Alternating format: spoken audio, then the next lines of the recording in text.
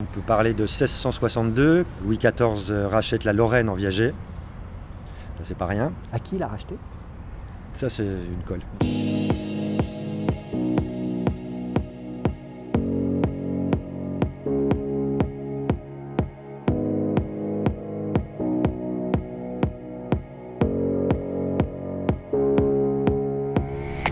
Nicolas Legas, vous êtes un des spécialistes en France du viager, et ce depuis 63.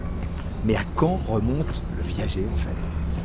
Le viager est aussi vieux que la propriété privée. On retrouve en Égypte des paysans sur les bords du Nil qui vendaient leurs fermes en viager. En 1804, il y a eu le Code Napoléon qui a vraiment fixé les règles du viager. Et depuis, il y a eu très peu de changements. C'est quelque chose de très stable et pérenne depuis toujours. Alors pourquoi le viager n'est-il jamais passé de mode? Il y a toujours eu des gens qui ont eu de l'argent à placer, de l'argent en trop, et d'autres qui en avaient besoin. Donc c'est une sorte de troc aussi, sans l'intermédiaire bancaire. Pourquoi ce regain d'intérêt soudain depuis quelques années pour le viager? L'augmentation de l'espérance de vie qui est due au progrès de la médecine et l'augmentation de la population qui fait qu'il y a beaucoup plus de personnes âgées qu'il y en avait il y a 50 ans ou il y a un siècle. Quelles sont les grandes dates historiques du viager? En 1662, Louis XIV rachète la Lorraine en viager.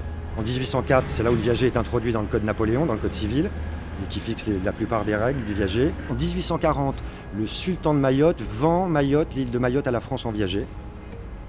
Et si je dois en rajouter une dernière, je vous dirais 1975, où on a mis la dernière loi sur le viager en rendant les indexations obligatoires. Ça, c'est très important.